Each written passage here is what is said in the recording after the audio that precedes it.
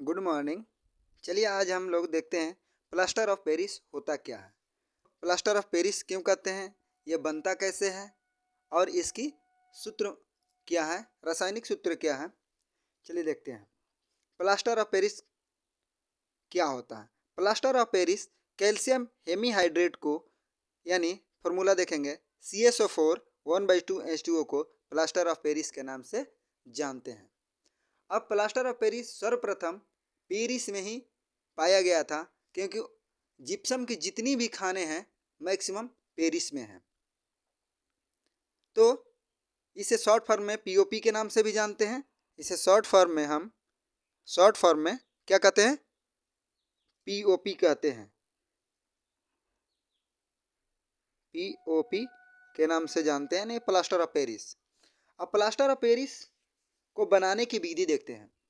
जब जिप्सम को 393 केल्विन या 100 डिग्री सेल्सियस पर के ताप पर स्टील के बर्तन में गर्म करते हैं या गर्म करने पर कैल्शियम हेमीहाइड्रेट बनता है, जिसे हम प्लास्टर ऑफ पेरिस के नाम से जानते हैं।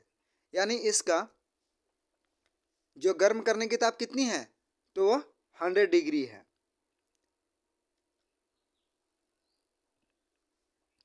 प्लास्टर ऑफ पेरिस के गुण क्या क्या है।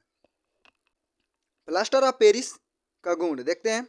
एक नंबर में देखेंगे, प्लास्टर ऑफ पेरिस में रासायनिक रूप से कैल्शियम और सल्फेट पाया जाता है, जो घरों की दीवारों को तथा छतों पर प्लास्टर के काम आता है। बहुत सारे लोग अपने घरों में प्लास्टर ऑफ पेरिस चढ़ाते हैं ताकि वो कितना स्मूथ दिखे, चिकनी दिखे, और जो गड्ढे होते हैं दीवारों में उन गड्ढों को भरने के लिए उपयोग करते हैं। यह एक सफ़ेद कलर का पदार्थ है तथा पाउडर फॉर्म में पाया जाता है, और यह पाउडर के फॉर्म में होता है। जैसे ही प्लास्टर ऑफ पेरिस को पानी के साथ मिक्स करते हैं तो यह कुछ देर के बाद हार्ड हो जाता है। यह एक अच्छी मजबूती देता है। इसकी रासायनिक अभिक्रिया को तेज करने के लिए हम इसमें सोडियम क्लोराइड अर्थात नमक मिला देते हैं, तो इसकी अभिक्रिया की बहुत तेज हो जाती है और यह जल्दी से हार्ड हो जाता है। प्लास्टर ऑफ पेरिस की रासायनिक अभिक्रिया और मजबूत पकड़ को कमजोर बनाने के लिए, यानी इसकी रासायनिक अभिक्रिया को गति को कम करने तथा जो हार्ड हो जाता है उस हार्डनेस को कम करने के लिए इसमें हम लोग बोरेक्स या एल्युमिनियम मिला का इस्तेमाल करते हैं, जिसकी इसकी मजबूत जो पकड़ है वो थोड़ी कमजोर हो जाए।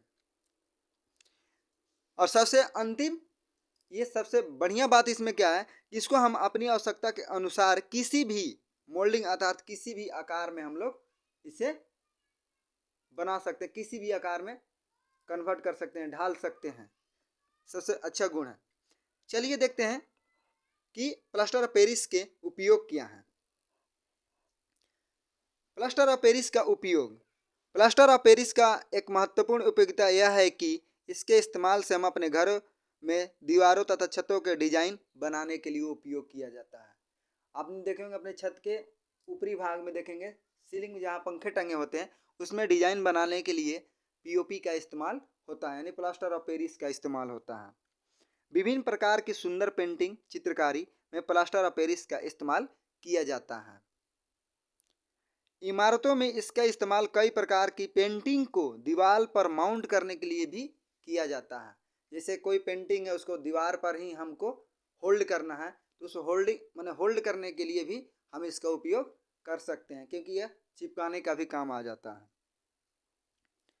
हॉस्पिटल या स्वगृह में डेड बॉडी के कटे फटे भागों को दोबारा माउंट करने के लिए किया जाता है। मेडिकल के क्षेत्र में दांतों के सैंपल बनाने और टिश्यू के सैंपल तैयार किए जाते हैं।